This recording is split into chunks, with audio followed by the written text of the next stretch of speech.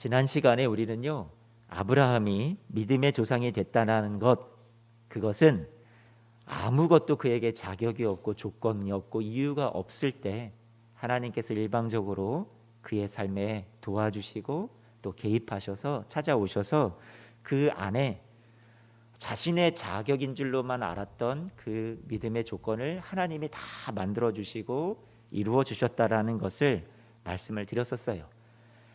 나는 하나님 앞에 자격이 없고 바랄 수 없는 그런 아브라함 자신인 줄 알았는데, 자격도 없고 능력도 없는 그 안에 이것은 너가 만든 게 아니야, 그것을 알려주시면서 마침내 그를 믿음의 조상으로 세우셨던 것, 하나님이 하신 일이군요. 아브라함한테 그 고백이 터져 나올 수밖에 없도록 하나님께서 그 신앙의 성숙의 자리로 이끌어 가셨다라는 거죠. 로마서에서 믿음이라는 것을 이야기를 할 때 계속해서 강조하고 있는 것은 내가 만들어낸 믿음이 아니야, 예수 그리스도로 말미암아 우리 안에 저절로 세워지고 은혜로 주어졌다라는 것을 계속해서 강조하고 있어요. 그래서 5장 1절 말씀을 보면 5장 1절 말씀 뭐라고 얘기해요? 그러므로 우리가 믿음으로 의롭다 하심을 받았으니, 그거 봐, 이때 우리가 혼란이 생기죠. 여기 보니까 이거 보면 이렇게 말씀하잖아. 우리가 믿었다잖아. 그래서 우리가 의로워졌다라고 말하네. 여러분, 아니죠. 믿음이라는 표현을 자꾸 우리 쪽에서 내가 만들어낸 것으로 전제로 깔고 이 말씀을 보니까 그렇게 치우쳐 보이는 거예요. 믿었기 때문에 은혜를 받았다. 여러분, 과연 순서가 그러한가요? 아브라함이 믿었기 때문에, 저와 여러분들이 우리가 믿었기 때문에 은혜를 받은 거예요? 아니죠. 은혜가 먼저 있고 그 다음에 우리가 믿게 된 거죠. 여러분, 그 순서가 맞지 않아요? 조건을 먼저 따지고 주는 거면 그것은 은혜일 자격을 상실하는 거죠. 여러분, 제 얘기가 이해가 되세요? 조건을 따지면서 주는 것은 그것은 은혜일 수가 없다라는 거예요. 믿음이라는 것이 우리에게 있어서 내가 복을 받아낼 근거가 될 수 있다면, 내가 어떤 것을 믿음을 하나님 앞에 보여서 은혜 받을 수 있는 근거가 될 수 있다면, 기독교에서 말하는 이 믿음이라는 것은 기독교의 복음을 가치를 상실시키는 거예요. 저와 여러분들이 내가 이루어낸 은혜, 내가 이루어낸 구원의 선물이라고 얘기하는 순간 기독교에서 말하는 복음의 가치는 그냥 그 의미가 사라져버리고 마는 거죠. 로마서 말씀을 통해서 사도 바울이 분명한 복음을 우리에게 알려주는데, 그 복음은 저와 여러분들에게 우리도 모르는 사이에 율법주의로 치우쳐 있는 저와 여러분들의 신앙과 그 경향에 대해서 깨우쳐주고, 올바른 복음에 대해서 진정한 믿음이 무엇인가에 대해서 우리에게 알려주려고 이 말씀을 기록했다라는 거예요. 저와 여러분들이 로마서 말씀을 쭉 계속 제가 강의해 오는 것을 들어오면서 혼란이 생긴다라고 생각이 된다면, 우리 중에 많은 사람들이 신앙생활이라는 것을 율법을 잘 지켜서 내가 하나님께 점수를 따서 그때 하나님이 나를 인정해 주신다라고 그렇게 생각하는 것에 우리가 자기도 모르게 치우쳐 있다라는 것을 반증해 주는 거라는 거예요.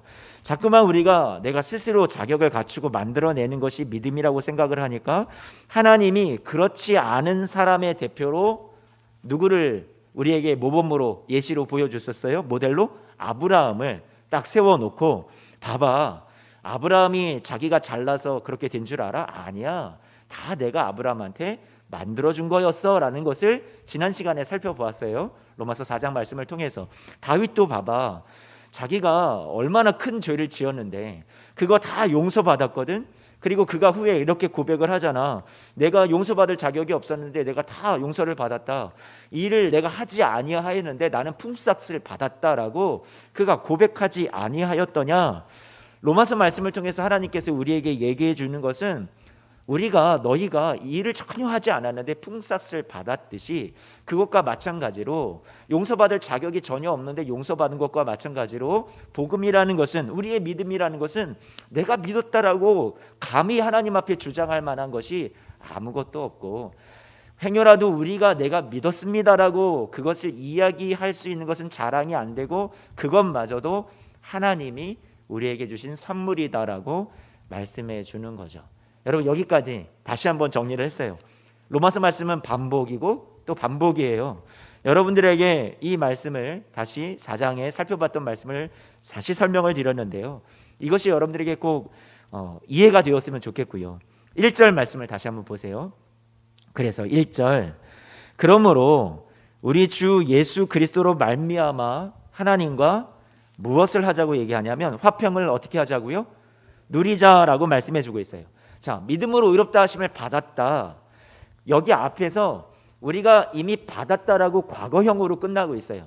그러니까 받았으니까 이미 지나간 것, 이미 완성된 것, 이루어진 일이니까 이제 우리에게는 어떤 일이 필요하다라고 얘기를 하냐면 예수 그리스도로 말미암아 내가 믿은 그 믿음으로가 아니라 뭐로요? 예수 그리스도로 말미암아 유일하게 우리가 화평을 누릴 수 있는 그 통로와 그 길이 방법이 무엇이냐고 얘기를 해주고 있냐면 그 이유가 그 근거가 뭐예요? 예수 그리스도로 말미암아라고 얘기해주고 있어요. 성도 여러분, 예수 그리스도로 말미암아 화평을 누리자 할 때 오늘 이 말씀에 나와 있는 화평이라는 단어, 여러분 우리가 샬롬이 뭐예요? 샬롬, 평화, 평화로우세요, 평화하세요, 평안하세요. 이렇게 인사할 때 옆 사람에게 우리가 샬롬 이렇게 인사를 하잖아요. 그렇죠? 우리가 그렇게 인사를 하는 것이 샬롬인데 여기에 나와 있는 화평을 누리자 할 때 이것이 헬라어로는 에이레네, 평화라는 의미가 되겠고 우리가 히브리 말로 우리가 쉽게 늘 인사했던 교회 안에서의 인사 샬롬과 같은 뜻인 거예요. 그런데 구약의 의미의 이 샬롬이라는 것을 여러분들에게 한번 설명을 드리고 싶은데 샬롬이라는 말은 어디에서 나왔냐면 히브리어의 실람이라는 말에서 나왔는데 이 실람이라는 것이 무슨 말이냐? 물건 값을 다 지불해 버리는 거예요. 값을 다 치르는 거예요. 빚을 진 것이 있으면 그 빚에 대해서 다 갚아서 청산해 버리는 거예요. 그러니까 그 안에는 더 이상 갈등의 요소가 남아있지 않아요. 어떤 분쟁과 다툼도 남아있지 않아요. 다 해소가 되어 버리는 거죠. 어떤 값을 누군가가 치르고 누군가 책임을 물어야 되는 것이 남아있지 않으니까. 그러니까 그 상태를 가리켜서 무엇이라고 얘기하냐면 샬롬이라고 얘기하는 거예요. 평화가 되었다. 사랑하는 성도 여러분, 하나님이 저와 여러분들에게 죄와 심판의 값에 대해서 물으시는 거죠. 저주를 받을 수밖에 없는 우리는 그러한 존재였다라고 로마서 1장부터 3장까지 계속 얘기를 했던 거잖아요. 그러면 그 값을 다 치러야지만 우리가 화평을 누리는 건데 그 모든 값을 누가 치르셨어요? 예수 그리스도로 말미암아 예수님께서 그 값을 다 치러주신 거죠. 다 치러주셨으니까 저와 여러분들에게는 이미 우리가 값을 지불할 것이 남아있지 않아요. 우리에게 빚이 없어요. 내가 지금 부족해도 내가 연약해도 내가 죄인 같아도 내 모습이 부끄럽고 수치스러워 보여도 저와 여러분들이 예수 그리스도를 통해서는 어떻게 됐어요? 이미 값을 다 치른 상태가 되었어요. 하나님 앞에 부끄러울 것이 없는 거예요. 우리가 어떤 것을 더 잘해서 하나님 앞에 이 화평을 내가 누려야지, 내가 얻어내야지, 내가 쟁취해야지 할 것이 아무것도 없다라는 거죠. 그래서 오늘 본문 말씀에 한글 번역은 저와 여러분들이 오늘 읽었던 말씀에는 하나님과의 화평을 어떻게 하자고요? 다시 한 번만 좀 말씀 띄워주실래요? 1절 말씀, 하나님과의 화평을 어떻게 하라고요? 누리자 그랬어요. 아니, 이 누리자라는 말이 조금 아쉬운데요, 이 번역이요, 누리자 그러면 현재 나한테 없는 건데 내가 그것을 누리도록 막 노력을 하고 애써서 그 화평이라는 관계 속으로 내가 들어가야 되는 것 같고 내가 열심을 내서 따내야만 하는 것 같은, 노력을 해야 하는 것 같은 그런 느낌이 이 말씀에서 주어지는 것 같아요. 그 느낌이. 그런데 이 번역이 조금 아쉬운 거고 새번역 성경을 보면 새번역 성경은 어떻게 번역을 하고 있냐면 이렇게 얘기하고 있어요. 하나님과 더불어 화평을 누립니다. 여러분, 이 차이가 뭔 줄 아시겠어요? 더 올바른 번역이라고 생각이 돼요. 이미 선언한 거예요. 화평을 누리자, 이 번역은 좀 옳지 않고요, 화평을 이미 누립니다라고 선언하고 있다라는 거예요. 저와 여러분들에게 예수 그리스도를 통해서 이루어주신 화평이라는 것은 이미 우리가 그 관계 속으로 들어가 버렸다라는 거예요. 축복의 대상으로 이미 포함이 되어 버렸다라는 거예요. 저와 여러분들이 내가 앞으로 어떻게 하느냐 못하느냐에 따라서 내 삶이 평화가 임하느냐 안 임하느냐, 그것이 오락가락하는 것이 아니라 내가 화평을 누릴 수 있는 자격이 주어지느냐 안 주어지느냐가 왔다 갔다 여러분의 존재에 의해서 그것이 변화되는 것이 아니라 예수 그리스도로 말미암아 저와 여러분들은 이미 하나님과의 사이에서 어떻게 되었다고요? 화평을 누리는 그 상태로 이미 들어가 버렸습니다. 진입했습니다. 할렐루야. 여러분 1절 말씀이 우리에게 말씀해 주는 것은 그거예요. 주관적으로 나의 감정과 상황에 따라서 어떤 어려운 문제를 만나면 내가 하나님과 화평이 깨어지고 내가 불안한 상태가 되고 흔들리는 나의 구원이 아니라, 저와 여러분들은 이미 하나님과 우리 사이에 공식적으로 이루어지고 완성된 객관적인 화평이 우리에게 어떻게 됐어요? 선언되었고 이것이 우리에게 거저 주어졌고 우리는 그 상태 속으로 들어가 버렸다라는 얘기예요. 하나님과 화평을 누릴 수 있는 모든 조건이 온전한 상태가 이미 하나님이 다 예수 그리스도를 통해서 이루어 놓으셨고 완성해 놓으신 다음에 우리를 그 안에다가 집어넣어 버리셨다라는 얘기를 1절 말씀에서 하고 있는 거죠. 그래서 저와 여러분은 지금 어떤 상태다? 따라서 하겠습니다. 나는 화평을 누리고 있습니다. 여러분 아멘이세요? 근데 현실에서는 괴리감이 많이 있죠. 사실 그렇잖아요. 2절 말씀을 한번 보죠. 그래서 다음 2절 말씀에 보니까 뭐라고 얘기를 해요? 한 번 더 못을 박죠. 또한 그로 말미암아 우리가 뭐라고요? 믿음으로 서 있다고요. 자, 이것 또한 믿음으로 서 있다. 아, 내가 선 건가? 내가 당당하게 내가 멋지게 해내서 내가 선 건가? 내가 예수님 믿어서 선 건가? 그렇게 생각을 하는데 그것 또한 누구로 말미암아? 여러분 2절 말씀해 보니까 누구로 말미암아? 그로 말미암아. 그는 누구예요? 그렇죠. 예수님이죠. 예수 그리스도로 말미암아 우리가 믿음으로 서 있다라고요. 그리고 그 예수 그리스도로 말미암아 이 은혜에 들어감을 얻은 거잖아. 잊지 마라고 말씀해 주는 거죠. 예수로 말미암아 주어진 거라는 거예요. 내가 아닌 그 아들을 보내신 하나님의 의지예요. 하나님이 만드신 거예요. 하나님이 예수를 통해서 우리를 구원할 조건과 이유를 만들고 그래서 하나님 앞에 믿음으로 당당하게 서게 하신 거죠.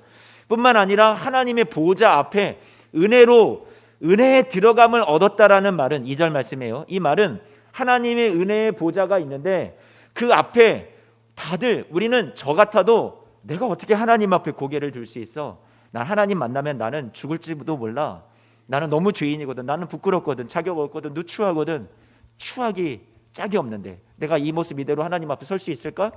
그런데 그게 아니라 2절 말씀에 아예 선언을 해버리시는 거죠. 어떻게 해요?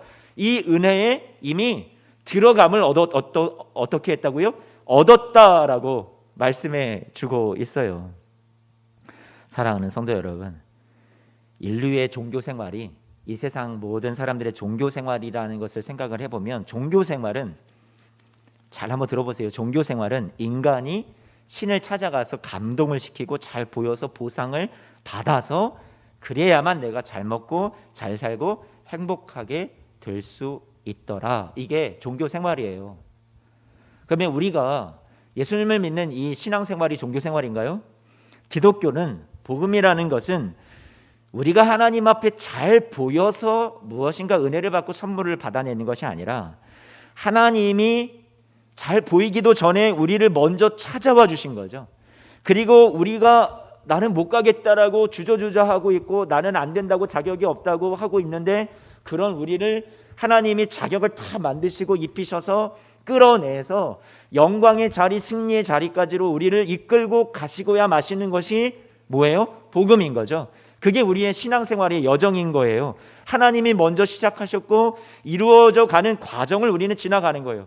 그래서 그 과정 속에서 우리가 하나님이 우리에게 주신 놀라운 축복을 우리가 이미 받았다라는 것은 알지만 아직 완성되지 아니하였기 때문에 우리는 그 과정 속에서 때로는 실망도 하고 때로는 약해지기도 하고 하나님의 약속이 희미하게 보이기도 하는 그런 시간들을 지나갈 수밖에 없는 거죠. 로마서 말씀을 통해서 우리에게 들려주시는 구원의 시간 개념에 대해서 지난 시간에도 아주 짧게 여러분들에게 말씀을 나눈 적이 있었는데 언제 구원을 베푸셨는가 한번 생각을 해보세요. 시간 순서요. 로마서 5장 말씀 오늘에도 말씀을 해주고 있어요. 반복이에요. 로마서 말씀은 오늘도 시간에 대해서 얘기를 해요. 어떤 시간을 말씀해 주느냐, 예수님께서 여러분들을 위해서 이루신 구원, 십자가에서 돌아가신 것, 여러분 언제 죽으셨어요? 언제 죽으셨어요? 지금이 몇 년도예요? 2021년도죠. 예수님이 오신 때를 우리가 기원 후라고 하니까 영년으로 따진다면 2000년이 지난 거잖아요. 그렇죠? 여러분 예수님께서 언제 죽으셨어요? 우리가 태어나기도 전에, 우리가 예수님을 믿기 훨씬 이전에. 여러분 로마서 5장 말씀에서 얘기해 주는 거 한번 볼래요? 5장 6절 말씀입니다. 6절 뭐라고 얘기해요? 우리가 아직 연약할 때에 그리스도께서 경건하지 않은 자, 자격이 없는 자를 위해서 어떻게 하셨대요? 죽으셨대요. 여러분 이게 복음이죠. 그렇죠? 다 경건을 갖추고 나서 그 다음에 예수님이 죽으셨어요? 아니죠. 그렇지 않을 때 먼저 죽으셨어요. 8절 말씀 같이 한번 볼까요? 우리가 아직 뭐요? 죄인 되었을 때에 그리스도께서 우리를 위해서 죽으시고 하나님께서 우리에 대한 자기의 사랑을 어떻게 하셨대요? 꽝꽝꽝 확증하셨대요. 아니 어떻게 그럴 수 있어? 아직 자격도 없는데, 먼저 믿겠다고 나서지도 않았는데. 여러분 10절 말씀 볼까요? 같이요. 곧 우리가 어떻게 해요? 원수 되었을 때 그의 아들이 죽으심으로 말미암아 하나님과 어떻게 되었다고요? 하나님과 화목하게 된 것은, 화평을 누리는 것은 내가 막 찾아가서 애쓰고 노력해서 내가 얻어낸 것이 아니네. 또 반복이죠. 시간에 대해서도 먼저 우리를 위해서 죽으셨다고요. 연약할 때, 죄인이었을 때, 원수 되었을 때. 내 쪽에 있지 않다라는 걸 로마서 말씀은 복음에 대해서 가르쳐주고 있어요. 구원이 하나님 쪽에 있다라는 거예요. 지금 그래서 우리의 자책감이 들만한 나의 파렴치한 모습도 스스로 내가 생각하기에 내 모습이 지긋지긋할 때가 있어요. 저요. 이광석이요. 어떻게 이렇게 살지? 이러고도 목사인가? 이러고도 기독교인인가? 그런 모습이 들 때가 있어요.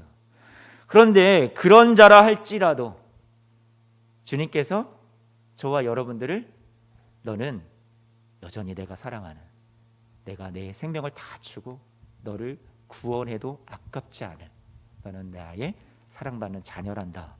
할렐루야. 여러분 얘기해 주신 하나님, 그 하나님이 우리의 하나님이세요. 우리에게 복음이 왜 필요해요? 죄인이니까, 연약하니까, 또 쓰러질 것을 아니까. 그래서 무엇이 필요해요? 복음이 필요한 거죠. 하나님이 다 이루어 주신 구원의 완성이, 이루신 사건이 우리에게 필요하다라는 거예요. 예수님께서 말씀하셨잖아요. 건강한 자에게 의원이 필요 없다. 병든 자에게라야 필요 있다. 그래서 내가 너희를 죄인을 불러 회개시키러 왔느니라. 예수님께서 말씀하셨잖아요. 우리에게 복음이 필요한 거고, 그래서 예수님이 우리를 찾아와 주신 거죠. 그게 복음이죠. 우리가 죄인임을 깨닫기도 전에, 돌이키기도 전에 하나님은 우리에게 예수님을 보내주셔서 우리를 향한 당신의 사랑을, 내가 정말 너희를 이렇게 사랑하는 거 알지? 확증해 주셨다고요. 예수님 오신 훨씬 이후에야 먼 훗날이 되어서 저와 여러분들은 어떻게 됐어요? 태어났어요. 또 예수님을 모르는 삶을 우리가 한동안 살아오다가 나중에 가서야 예수님을 알게 됐어요.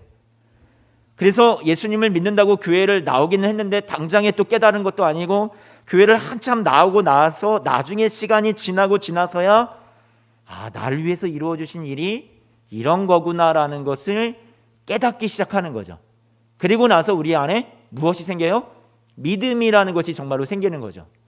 여러분 시간의 순서를 제가 여러분들에게 지금 말씀을 드리는 거예요.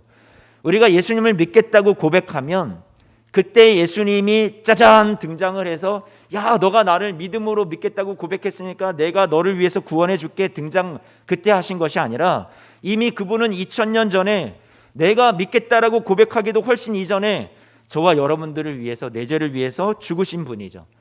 나의 자격이 갖추기도 전에, 우리가 이 세상에 태어나기도 전에, 내가 믿을지 안 믿을지도 모르는 그 상황 속에서 예수님은 저와 여러분들을 위해서 어떻게 해주셨어요? 이미 죽어주셨어요. 구원을 이루어 주셨어요. 여러분 이게 우리의 구원의 시간의 개념이에요. 순서예요. 시간을 보세요. 이미 일어난 일 아니에요?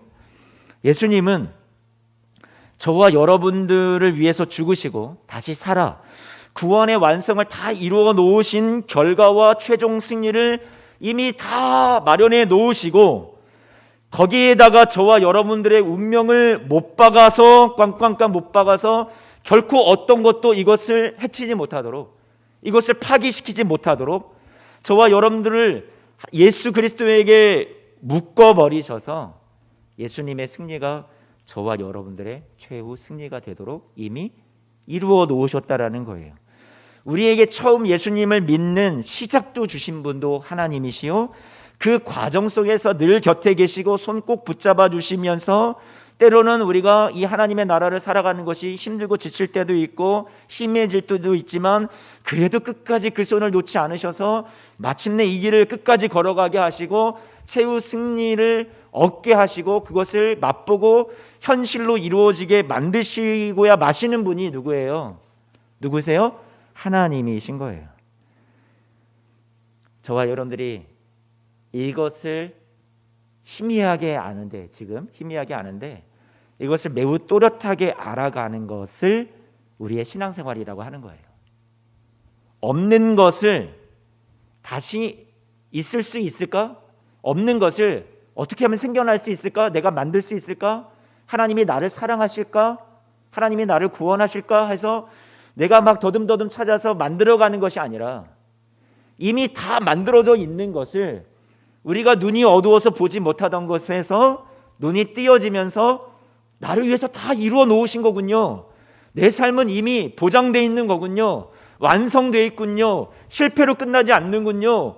성공으로 하나님께서 가장 선한 결말을 나의 삶에 신실하게 갚아주실 거군요. 그것이 어떻게 되어 있다고요? 이미 다 이루어 놓으셨다고요. 그런데 우리가 눈이 어두워서 깨닫지 못할 뿐이죠. 따라서 오늘 1절 말씀이요, 요지가 이렇게 돼요. 1절 말씀 한 번만 좀 스크린에 띄워주시고 여러분 이 말씀을 보면서 제 설명을 들어보세요. 하나님이 예수님을 보내기로 하신 것은, 하나님이 세상을 두고 보시다가 세상 돌아가는 걸 보면서 할까 말까 그것을 정하신 것이 아니라, 이미 예수님 보내시는 것은 창세전에 준비하신 거예요. 우리가 구원을 얻을지 못 얻을지를, 예수님을 영접할지 안 할지를 모르는 형편에서 예수님을 그저 보내놓고 예수님 보내놓은 이후에 하나님의 은혜가 다 끝나버리시는 것이 아니라, 예수님을 보내신 것을 우리로 하여금 믿게 해주시고 시작하게 해주시고 또 우리의 구원을 끝까지 이루고 완성하는 그 자리까지 우리를 끝까지 끌고 가시는, 우리를 도우실 분이 누구세요? 하나님이시고, 그 하나님의 의지와 그 하나님의 열심이 복음이에요. 그 하나님의 일하심이 복음이라고요. 그래서 1절 말씀에 이 화평을 누리자 하는 것은, 이미 우리 안에 주신 것을 좀 누리면서 이미 누림 안으로 들어가 있는데 우린 그렇게 살아야 되지 않겠습니까? 당당하게 이 멋진 누림을 왜 놓치고 살아갑니까? 라고 말씀해주고 있는 거죠. 우리가 죄인이었을 때도 하나님이 우리 편을 들고 은혜를 베풀었다면요, 자기와 화목하게 하신 다음에 당신의 생명을 주고 값을 주고 사셨으니 얼마나 귀하시겠어요? 어머니들이 배 아파 10달 동안 뱃속에서 키우고 배 아파 낳은 그 자식을 보면 얼마나 귀하겠어요? 그렇죠? 그거 낳기 전까지만 귀해요? 낳아놓으면 더 귀하죠? 그렇잖아요. 하나님이 저와 여러분들의 구원을 당신이 다 이루어 놓으시고, 이루어 놓고 난 다음에는 나 몰라라 하실 분이세요? 난 여기까지만 은혜를 주었다, 이후로는 너 혼자 알아서 살아라. 아니죠. 우리가 자격 없을 때도 은혜를 베풀어서 구원을 이루어 주시고 완성해 주신 분이라면, 이후에 구원의 완성을 이루기까지 우리의 삶이 현실에 녹록지 않지만 그럼에도 불구하고 우리를 계속해서 도우셔서 마침내 그 완성의 자리까지 계속적인 은혜를 공급해 주실 분은 우리 하나님이라는 것은 당연한 것 아니냐, 지금 이 얘기를 하고 있는 거예요. 그것이 1절 말씀에 믿음으로 말미암아 의롭다 하심을 받았으니까 이제 우리 앞에 펼쳐져 있는 이 인생을 예수 그리스도로 말미암아 그분을 보내주셨다라는 것은 이후로도 책임져 주시겠다는 얘기가 아니냐, 이후로도 계속 은혜를 주시겠다라는 거 아니냐. 그러면 화평을 누리는 것은 당연한 거다. 누리면서 살자, 이 말씀을 하고 있는 거죠. 2절 말씀에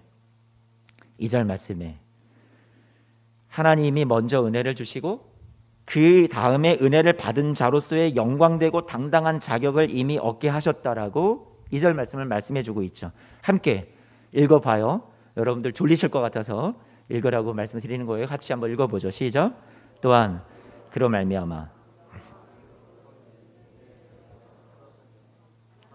영광을 바라고 즐거워하느니라. 아멘.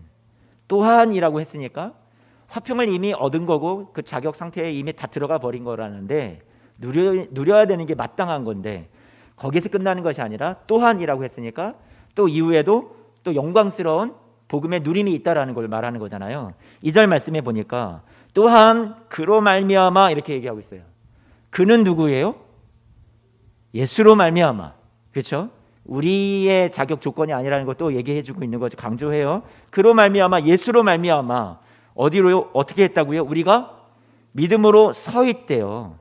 그리고 은혜에 들어감을 어떻게 했다고요? 얻었다라고 말씀해주고 있어요. 하나님의 보좌인데 그 앞에 당당하게 들어가서 서게 하셨다라는 거예요. 그래서 그 이후에 뭐라고 말씀하세요? 2절 말씀 계속 마지막 부분을 읽으면 하나님의 영광을 어떻게 해요? 바라고 어떻게 해요? 즐거워하느니라라고 말씀해주고 있어요. 그 당당한 자격을 얻었으니 하나님의 자녀가 되었으니 믿음으로 하나님 앞에 서게 되고 그 앞에 보좌 앞에 두려워 떨며 있는 존재가 아니라 당당하게 난 하나님의 자녀입니다. 부끄러워서 고개를 숙이는 것이 아니라 떳떳하게 고개를 들고 하나님의 사랑을 넘치도록 받는 자녀로서 그 앞에 이쁨 받는 자녀로서 살아가는 놀라운 은혜와 특권을 얻었으니 이제 어떻게 하라고요? 저와 여러분들에게 2절 말씀이 말해주는 것은 하나님의 영광을 바라고 즐거워하는 삶을 살라라고 말씀해 주고 있어요. 로마서 5장 8절 말씀을 보면 여기에 사랑이 나오죠. 여러분 한번 보세요. 우리가 아직 죄인 되었을 때 그리스도께서 우리를 위하여 죽으심으로 하나님께서 우리에 대한 자기의 사랑을 어떻게 하셨다고요? 확증하셨다. 사랑이라는 것은 사랑을 하는 사람이 사랑을 할 그 대상을 바라보면서 그 사람 안에서 조건과 자격을 찾지 않고 사랑을 해주시는 분이 우리 안에 이미 사랑할 조건과 자격을 당신이 스스로 다 갖추시고 갖게 해주시고 그것을 그렇게 보아주시는 것이 진정한 사랑이죠. 다시 말하면 여러분들이 가족들과의 관계 속에서도 이웃과의 관계 속에서도 내가 저 사람 안에 어떤 자격을 이유를 조건을 찾아서 사랑하려면 그때부터 우리는 어떻게 돼요? 실망할 수밖에 없고 그때부터 시험에 들게 되는 거죠. 진정한 사랑이라는 건 그 사람 안에서 자격과 조건과 이유를 찾는 것이 아니라 자기가 사랑을 주실 사랑을 주실 그 주체가 먼저 그렇게 눈으로 다 보아주시는 거예요. 그렇게 조건과 이유를 다 충족을 당신이 스스로 채워주시는 거죠. 그게 뭐예요? 사랑이에요. 오늘 로마서 5장 8절 말씀에 이 하나님의 사랑도 바로 그런 사랑이죠. 우리를 사랑하셔서 우리가 죄인이었는데 연약했는데 원수였는데 사랑을 해주시는 분이 이유와 원인을 스스로 다 가지신 거예요. 그래서 생명을 값을 다 치르시고 우리를 죄와 사망에서 꺼내주시고 당신의 품에 안아주신 거죠. 우리가 참 못났잖아요. 그런데 이 말씀을 보면 이 사랑 때문에 내가 사는 거구나 알 수 있게 되죠. 하나님은 저와 여러분들의 누구세요? 아버지 하나님이세요. 예수님을 보내신 아버지요. 이것이 우리에게 뭐예요? 영광이에요. 십자가를 보내셔서 증거해 주셨어요. 자기를 핍박하고 조롱하는 그 무리를 위해서 예수님이 끝까지 십자가를 져 주셨어요. 자기가 만든 피조물을 위해서 죽어 주셨어요. 이 선하신 하나님, 긍휼이 많으신 하나님, 사랑의 하나님, 그 하나님을 우리는 아버지라 부를 수 있도록 그렇게 놀라운 특권을 우리에게 허락해 주셨어요. 하나님의 사랑받는 자녀로서 당당하게 살아가라고요. 무엇을 근거로요? 어떻게 근거로 우리가 당당하게 살아가라고요? 하나님이 우리를 사랑하신 이 사랑으로요. 그 사랑으로 이미 우리를 위해서 예수님을 죽이시고 다시 살리셔서 우리의 구원을 완료하신 이 사건을 통해서 확신을 가지고 담대하게 세상을 살아가라고 말씀해 주고 있어요. 사랑이 이미 증거되어 있잖아. 이미 사랑이 부어져 있잖아. 다 쏟아져 우리에게 이미 부은 바 된 거잖아. 남김없이 다 주셨잖아. 그렇다면 환난이 와도 끄떡없어야 하는 것 아닌가? 그 얘기를 오늘 3절 말씀 이하에서 하는 거예요. 3절 이하를 한번 읽어볼까요? 같이 읽어봐요. 시작. 다만 이뿐 아니라 우리가 환난 중에도 즐거워하나니 이는 환난은 인내를, 인내는 연단을, 연단은 소망을 이루는 줄 알미로다. 소망이 우리를 부끄럽게 하지 아니함은 우리에게 주신 성령으로 말미암아 하나님의 사랑이 우리 마음에 부은 바 되었다라는 거예요. 하나님의 사랑이 우리에게 부은받은 것을 성령을 통해서, 성령의 도우심을 통해서 우리를 깨닫게 해주시는 거죠. 신앙생활 하면서 성령께서 우리를 도와주셔서 자꾸만 그 사랑을 알게 하시는 거죠. 없었던 것을 잊게 하시는 것이 아니라 이미 주셨는데 모르던 것을, 희미했던 것을 점점 깨닫게 하시는 거죠. 그래서 우리는 알게 되는 거예요. 알게 되면 어떻게 되는 거예요? 아, 이렇게 나를 사랑하셨네. 그러면 3절 4절 다시요. 환난 중에도 즐거워하고, 환난은 인내를 만드는 것을 알고, 인내는 연단을 소망을 이루는 것을 알게 되는 거죠. 사랑하는 성도 여러분, 오늘 이 말씀에서 환난 가운데서 하나님께서 우리에게 인내를 만드시고, 인내는 연단은 소망을 이루는 줄 알미로다. 환난으로 시작을 했지만 마지막이 뭐예요? 종착이 소망을 어떻게 해요? 이루는 줄 알미로다. 이룬다라고 말씀하고 있어요. 소망이라는 것은 지금 우리가 현실에 녹록치 않은 삶을 살아가고 있는데 복음을 누리는 삶이라고 했음에도 불구하고 어려운 삶이 여전히 계속되고 있는 것 같은데 우리가 소망을 붙드는 거죠. 하나님이 약속해 주셨잖아요. 우리의 삶이 완성된다고, 성공으로 하나님이 선으로 갚아주신다고 약속해 주셨잖아요. 그런데 내 삶이 이게 뭡니까? 그럼에도 불구하고 우리가 소망을 갖는 거죠. 근데 그 소망이 우리를 부끄럽게 하지 않는다고 말씀하고 있어요. 환난은 인내를 낳고, 인내는 연단을 낳고, 최종 목적지는 어디까지? 이 환난으로 시작한 것 같지만 결국은 소망을 어떻게 한다고요? 이룬다. 소망이 단순히 우리의 바램으로 끝나는 것이 아니라 소망이 어떻게 된다고요? 이루어진다. 완성되는 것으로 결말을 보게 하신다. 그것을 오늘 로마서 말씀은 우리에게 강조해주고 가르쳐주고 있어요.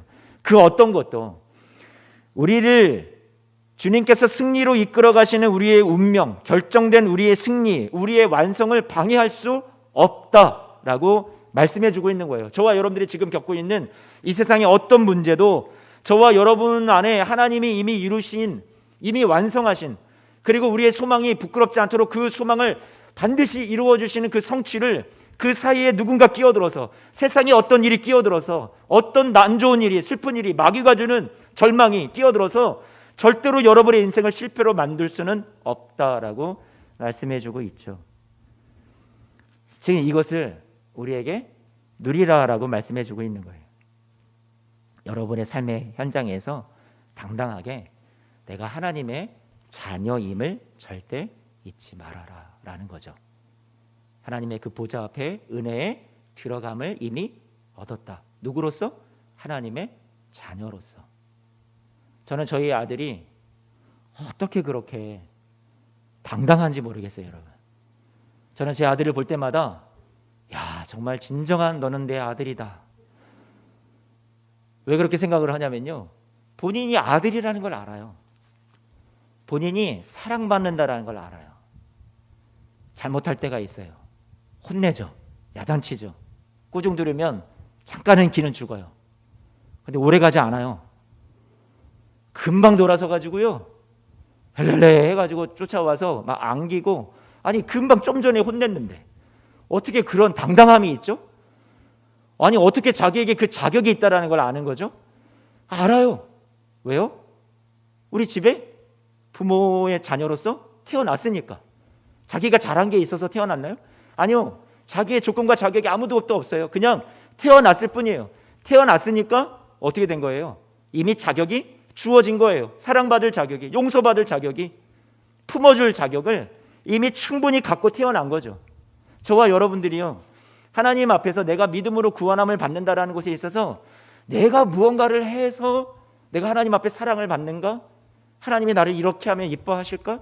아니요, 그게 아니에요. 여러분이 부족하고 아직도 여러분들이 믿음 생활하면서 쓰러지고 넘어질지라도 주님께서 여러분을 품어주시는 그 사랑은요, 한이 없어요. 하나님은 저와 여러분들의 자격과 조건을 그렇게 따지실 분이 아니시라는 얘기예요. 끝까지 사랑하세요. 성도 여러분, 누가복음 15장 말씀을 보면 탕자 이야기가 나오죠. 근데 탕자 이야기를 보면 탕자가 둘째 아들이 탕자라고 우리가 흔히 아는데, 둘째 아들 탕자를 생각을 해보세요. 이 탕자는 생각을 해보면 진짜 아들이에요.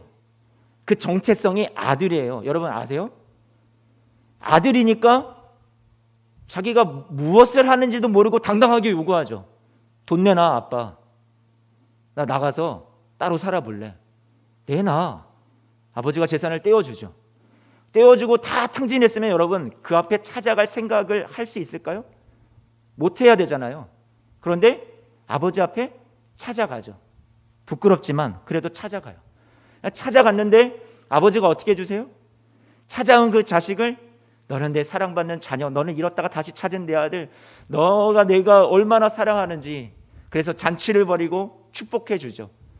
그러니까 이 둘째는 어떤 거예요?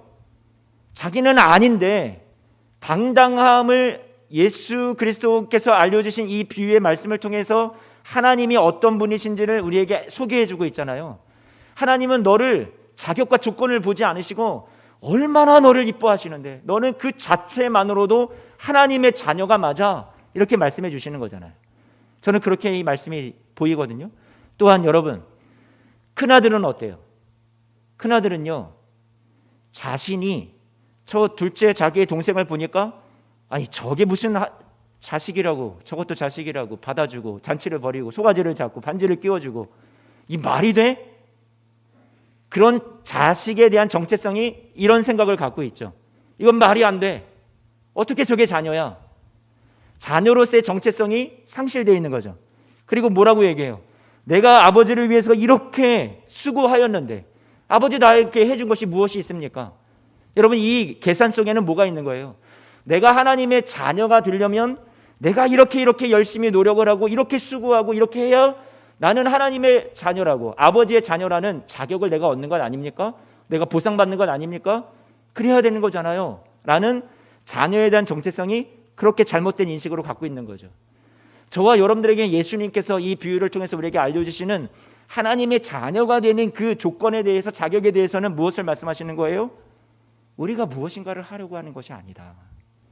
너는 그냥 태어난 것 그 자체로 너가 실수를 하든 죄를 짓든 나를 자꾸만 떠나려고 하든 너는 여전히 내 사랑받는 내 자녀다.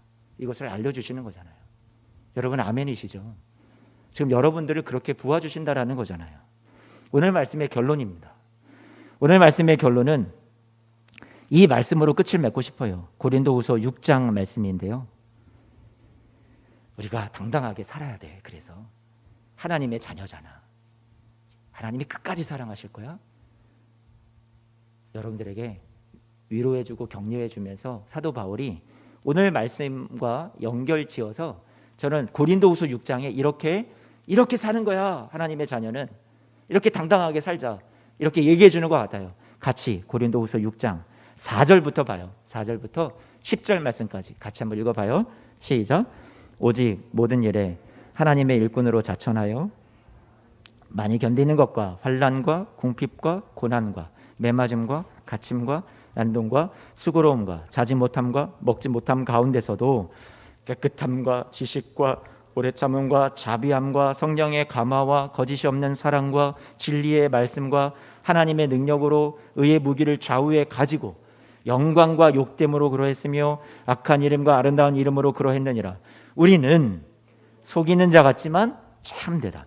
무명한 자 같으나 유명한 자고 죽은 자 같으나 보라 우리가 살아있고 징계를 받는 자 같으나 죽임을 당하지 아니하고 근심하는 자 같으나 항상 기뻐하고 가난한 자 같으나 많은 사람을 부유하게 하고 아무것도 없는 자 같으나 모든 것을 가진 자로다. 아멘. 그러니 당당하게 살아. 말씀해 주시는 거죠. 예수님을 믿으면 여러분 편한가요? 무조건 형통하시던가요? 아니요. 그래서 오늘 이 말씀이 우리에게 위로가 돼요. 세상이 보기에 우리는 무명한 자 같아요. 아무것도 가진 자 같지 않아요. 가난한 자 같아요. 죽은 자 같아요. 우리는 가난한 자 같으나 오늘 말씀에서 하나님이 나는 너희를 그렇게 보지 않아. 뭐라고 말씀해 주세요? 너희는 부유한 자야 이미. 하나님 나는 무명한 자 같아요. 아니요. 하나님의 눈에는 여러분들이 어떤 자들이에요? 유명한 자야. 하나님의 사랑받는 자녀니까. 하나님이 여러분의 이름을 아시고 여러분을 기억하시니까 여러분을 위해서 당신의 생명을 다 내어주실 만큼 그렇게 아끼는 존귀 여김받는 자녀이니까 우리가 죽은 자 같죠. 매일 죽임을 당하는 것 같은 그런 어려움, 그런 시간들을 지금 보내고 있어요. 매일이 고난의 연속인 것 같아요. 그런데 여러분 죽지 않아 말씀하신 것은 죽은 자가 아니라 살아있는 자다 말씀하신 것은 여러분의 인생이 실패로 멸망으로 끝나지 않아. 저와 여러분들의 인생은 반드시 살아나는 회복이 있고 성공으로 끝날 것이라는 것을 약속해 주시는 거죠. 그래서 세상을 살면서 우리가 양보하고 지고 우리가 예수님처럼 십자가를 지는 것 같은 삶을 살아가요. 그러나 예수님께서 먼저 십자가를 지나서 진정한 영광이 무엇인지 우리에게 따라갈 발자취가 무엇인지를 남겨주셨죠. 그래서 우리도요 예수님처럼 그 십자가 뒤에 영광이 있다는 것을 알고 고난 뒤에 하나님이 주시는 놀라운 은혜의 완성이 있다는 것을, 부활이 있다는 것을 알고 이 길을 끝까지 걸어가는 것이 명예고 저와 여러분들의 영광이죠. 우리가 모든 일에 전부 다 이겨야 하나요? 다 성공해야 하나요? 아니요. 억울함을 당할 수도 있어요. 열심히 노력했지만 보상을 받지 못할 수도 있어요. 손해볼 수도 있어요. 하지만 거기에 우리 주님이 같이 동행해 주시면 그 삶이 반드시 실패로 끝나지 않을 인생이기에 저와 여러분들에게는 영광이 있다라는 거예요. 예수님의 십자가처럼 이 세상이 이해할 수 없는 그 길을 우리는 지고 걸어가고 있습니다. 세상은 우리 보고 실패했다고, 너가 예수님 믿어서 뭘 얻었는데 도대체 왜 그렇게 사냐 할지도 모릅니다. 오히려 이것 없으면 안 된다 움켜쥐고 욕심냈던 것들까지도 예수님을 믿게 된 이후로는 그것도 세상 사람들 다 갖고 있는 건데 그거 욕심내는 거 별거 아니라고 생각하는 건데 우리는 그것마저도 욕심을 내려놓고 자유하면서 살아가는 길을 걸어가고 있습니다. 세상에서는 답이 없는 길을 우리는 걸어가요. 하지만 이 길을 우리는 찬송하며 살아갈 수 있습니다. 답이 없는 세상을, 여러분 이 세상에 답이 다 주어진다고 생각하지 마세요. 답이 다 주어져 있지 않아요. 제가 말하는 답은 그때그때 응답받고 그때그때 다 축복받고 풀린다라는 얘기를 하는 게 아니에요. 그게 답이 아니에요. 진정한 답은 하나님의 사랑이라는 답밖에 없어요. 아, 하나님은 나를 정말 사랑하시는구나. 내가 구원받았다라는 것을, 이 자격 없던 내가 그것을 은혜라는 것을 안다면, 그것이 사랑이라는 것을 안다면 이후로도 저 하늘나라 들어가기까지 하나님께서 나를 끝까지 사랑으로 인도해 주실 것을, 이전보다 더 차고 넘치는 풍성한 은혜를 계속해서 부어 주실 것을 나는 믿습니다. 이 신앙으로 복음을 누리고 현재를 이기며 그렇게 살아가는 거죠. 사랑하는 성도 여러분, 시간이 지나고 나서야, 천국 가서야 우리는 그 답을 듣게 될 거예요. 다 이해하게 될 거예요. 그 시간까지 우리는 인내하면서 이 시간들을 지나갑니다. 구원받았습니다. 성도 여러분, 구원받은 자답게 사십시오. 하나님의 자녀가 되었습니다. 이미 얻은 구원이 무엇인지를 알고 그 구원의 복음 위에서 굳건히 서서 복음을 누리는 삶이 되시기를 축복합니다. 흔들리지 마십시오. 오늘 우리의 하루는 하나님이 우리에게 이루어 가시는 완성이라는 그 과정의 여정 속에 단지 놓여 있을 뿐입니다. 희미하게 보여도 내 눈에 하나님이 나를 사랑하지 않는 것 같은 그런 환경 속에 있다 할지라도 아니요, 절대로 그렇지 않습니다. 마귀에게 속지 마십시오. 부정적인 생각에 속지 마십시오. 하나님께서 저와 여러분들을 끝까지 인도하여 주실 거예요. 하나님이 저와 여러분들을 자녀로 붙잡아 주셨어요. 하나님께서 저와 여러분들을 끝까지 사랑하셔서 마침내 저와 여러분들에게 선한 결말을 이루어 주실 겁니다. 그러므로 하나님의 자녀로 산다라는 것은 대단한 영광이에요. 대단한 명예예요. 대단한 축복이에요. 우리의 못남과 우리의 연약함이 하나님의 그 신실하심과 하나님의 사랑과 은혜를 멈추게 하는 것이 아니에요. 하나님은 저와 여러분들에게 계속해서 은혜를 부어주시고 더 많이 우리가 모르면 그것을 깨닫도록 더 많이 확신을 갖도록 그렇게 살도록 지금도 저와 여러분들을 위해서 일하고 계심을 믿습니다. 사랑하는 성도 여러분, 오늘 이 은혜가 나에게 이미 임하였다라는 것을 기억하고 주님과 함께요 이 길을 끝까지 승리하며 걸어가시는 우리 사랑하는 성도님들 모두가 되시기를 축복합니다. 아멘. 기도하겠습니다.